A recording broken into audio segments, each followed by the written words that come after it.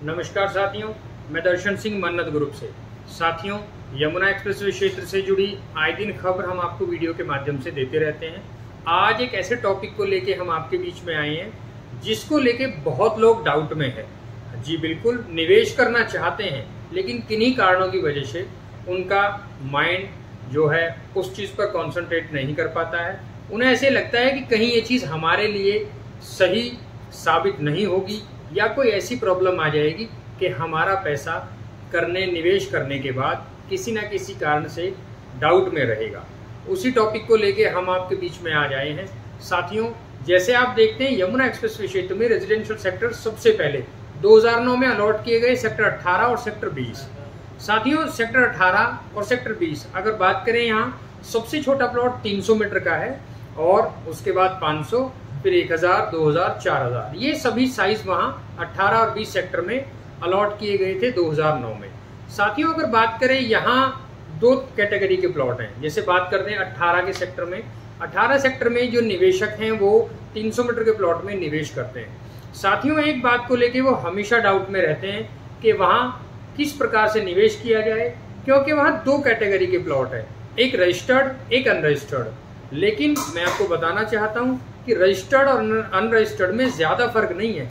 कई बार ऐसा होता है कि कुछ लोग ये सोचते हैं कि अगर प्लॉट के मतलब उसकी जो आज की कंडीशन है उसमें अनरजिस्टर्ड नाम शामिल हो गया तो उसकी क्वालिटी घट गई या उसकी डॉक्यूमेंटेशन कमज़ोर हो गई। ऐसा नहीं है।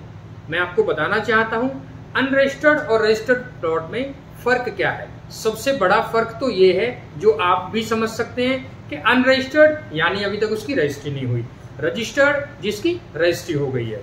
लेकिन इनके किस में निवेश करने में ज़्यादा फायदा है, किस में निवेश करने में ज़्यादा सेफ्टी है, इन बातों को लेके बहुत ज़्यादा डाउट में हमारे निवेशक चलते रहते हैं। हमारे पास कॉल्स और मैसेजेस के आधार पर भी यही पूछा जाता है कि अनरजिस्टर्ड में निवेश करके कहीं मेरा पैसा फंस तो नहीं जाएगा, या अनरजिस्टर्ड कल को मेरे नाम पे रजिस्टर्ड होगा या नहीं होगा। इन सब बातों को मैं आपको बताना चाहता हूँ। अनरजिस्टर्ड प्लॉट में सिर्फ इतना फर्क होता है कि अनरजिस्टर्ड पे लोन नहीं हो सकता, रजिस्टर्ड प्लॉट पर आप लोन ले सकते हैं, जिसमें आप 75% से 80-85% तक लोन कोई भी बैंक आसानी से कर देता है। साथ ही साथ साथियों, अगर बात करें अनरजिस्टर्ड प्लॉट की, उसमें यह फर्क होता है, सपोज एक लाइन में 12 प्लॉट यमुना एक्सप्रेसवे अथॉरिटी ने लगाए, कुछ प्लॉट्स की टी लगा दी गई है, कुछ प्लॉट्स की टी अभी नहीं लगी है, ना ही उनकी डिमार्केशन हुई है। तो ये फर्क ऐसा है कि जिन प्लॉट्स पर टी नहीं लगी है या उनकी डिमार्केशन नहीं हुई है, यानी अभी तक वो प्लॉट्स अनरजिस्टर्ड है। जिन प्लॉट्स की टी लग चुकी है वो उसको मतलब डाक द्वारा लेटर भेजकर यानी नोटिस भेजकर जो अलॉटी हैं या जो परचेजर हैं उनको इन्फॉर्म कर दिया जाता है कि आपका प्लॉट पोजीशन पर लग चुका है, आप आकर रजिस्ट्री करा सकते हैं। यही प्रोसीजर है। अनरजिस्टर्ड का ये प्रोसीजर थोड़ा डिले होता है। जैसे अगर बात करें, एक प्लॉट में एक लाइन में 10 प्लॉट लगाए और 10 प्लॉटों में से 4 प्लॉट ऐसे हैं जिनकी टी लग चुकी है, लेकिन बीच के 6 प्लॉट अभी नहीं वहां टी लगी है, ना ही उनका डिमार्केशन हुआ है। साथियों, वो अनरजिस्टर्ड प्लॉट है, लेकिन उसका प्रोसीजर सिर्फ इतना है कि दोनों ही कंडीशन में, रजिस्टर्ड हो या अनरजिस्टर्ड हो, दोनों ही कंडीशन में ट्रांसफर ऑफ मेमोरेंडम, जिसको टीएम भी बोलते हैं, वो आपके नाम पे ट्रांसफर हो जाता है सबसे पहले। अनरजिस्टर्ड प्लॉट में भी प्रॉपर्टी आपके नाम पे पहले ट्रांसफर हो जाएगी। ट्रांसफर हो जाने के बाद जब वो प्लॉट उस कंडीशन में आएगा, जब उसकी डिमार्केशन हो जाएगी, टी लग जाएगी, हर तरह से वो पोजीशन यानी स्पॉट पर लगा दिया जाएगा, फिर उसके बाद डाक द्वारा आपको सूचित किया जाएगा कि आप अपने प्लॉट्स की रजिस्ट्री करा सकते हैं। फिर आप आकर अपने प्लॉट की रजिस्ट्री की जो प्रक्रिया है उसे शुरू करके उसे रजिस्टर्ड करा सकते हैं। साथियों, सिर्फ अनरजिस्टर्ड और रजिस्टर्ड में इतना फर्क होता है कि स्पॉट पर लगने और ना लगे होने का। दूसरा, लोन रजिस्टर्ड पे आसानी से मिल जाता है, अनरजिस्टर्ड पे लोन नहीं हो पाता है। कुछ लोग निवेशक इस तरह से पूछते हैं कि अनरजिस्टर्ड प्लॉट सस्ता क्यों है, रजिस्टर्ड प्लॉट महंगा क्यों है। उसका सबसे बड़ा फर्क ये है कि डॉक्यूमेंटेशन में जो खर्च आता है।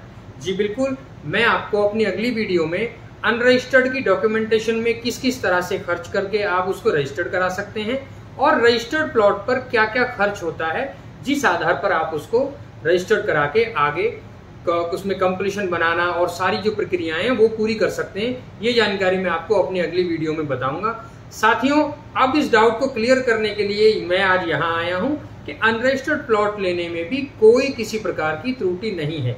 आप अनरजिस्टर्ड प्लॉट को थोड़ा डिले प्रोसेस होता है, जब वो स्पॉट पे लग जाएगा फिर आप उसकी डॉक्यूमेंटेशन कराकर उसको रजिस्टर्ड करा सकते हैं।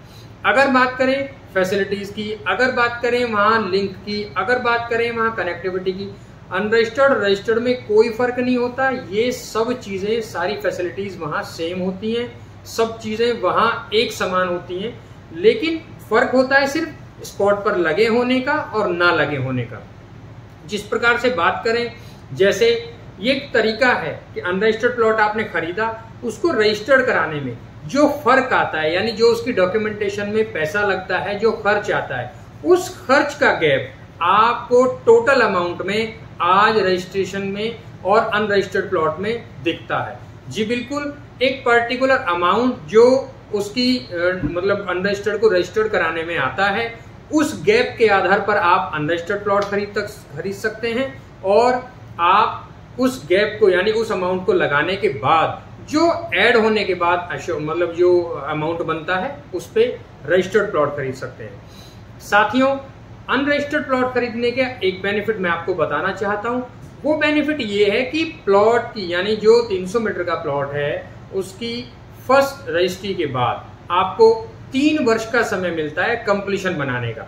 जी बिल्कुल, अगर आप रजिस्टर्ड प्लॉट खरीदते हैं, रजिस्टर्ड प्लॉट जब से रजिस्ट्री हुई है तब से टोटल 3 वर्ष का समय आपको कंप्लीशन बनाने को मिलेगा। किसी कारणवश सपोज मान लेते हैं, सपोज उसकी 2 साल पहले रजिस्ट्री हो गई है और आपने वो प्लॉट आज खरीदा है, उस पे आपको 1 वर्ष के अंदर कंप्लीशन की जो प्रक्रिया है, डॉक्यूमेंटेशन, मैपिंग, वो सब करने के बाद आपको कंप्लीशन बनाना शुरू है। मतलब ये तय है कि आपको 1 वर्ष के अंदर वहां कंप्लीशन बनाना पड़ेगा पेनल्टी से बचने के लिए। ये रजिस्टर्ड प्लॉट पर कंडीशन है। लेकिन अगर बात करें अनरजिस्टर्ड प्लॉट की, अनरजिस्टर्ड प्लॉट खरीदने के बाद पहले प्रोसेस शुरू होता है उसको रजिस्ट्रेशन कराने का। रजिस्टर्ड जब आप उसको करा लेंगे तो आपको पूरा 3 वर्ष का समय मिलेगा वहां पर कंप्लीशन बनाने के लिए। ये उन लोगों के लिए, जैसे कुछ लोग हैं, निवेशक हैं, जो वन टाइम इन्वेस्टमेंट करना चाहते हैं, कुछ लोग वन टाइम पे करके प्लॉट लेना चाहते हैं। अगर बजट है तो बेस्ट ऑप्शन अनरजिस्टर्ड प्लॉट है आप सभी के लिए। लेकिन अगर आप बैंक की मदद से या किसी लोन के हेल्प से ये चाहते हैं कि आप वहां प्लॉट लेना चाहते हैं, फिर आपके लिए रजिस्टर्ड प्लॉट का ऑप्शन है। साथियों, आगे मैं आपको अपनी अगली वीडियो में ये बताऊंगा कि अनरजिस्टर्ड प्लॉट के किस किस तरह से आप खर्च करके उसको रजिस्टर करा सकते हैं, और रजिस्टर्ड प्लॉट के क्या क्या चार्जेस होते हैं जो आपको पे करने होते हैं। साथियों, हमारे साथ जुड़े रहिएगा। आपको अगली वीडियो के माध्यम से मैं अनरजिस्टर्ड और रजिस्टर्ड प्लॉट के तमाम खर्चे की जानकारी दूंगा। हमसे जुड़े रहने के लिए धन्यवाद। जी बिल्कुल, अगर आप कोई वेरिफिकेशन या कोई इंक्वायरी चाहते हैं, या आप ये चाहते हैं यहाँ निवेश करना, चाहे वो 300 मीटर 500 मीटर यानी रेजिडेंशियल में भी हो या फार्मिंग लैंड हो, या आप चाहते हैं किसी गांव की आबादी में प्रॉपर्टी में निवेश करना, हमारे पास आपके लिए विकल्प हैं। आप हमें नीचे दिए गए नंबर पर संपर्क करके भी जानकारी ले सकते हैं, या हमारी वेबसाइट पर भी लॉगिन करके ये जानकारी आप ले सकते हैं।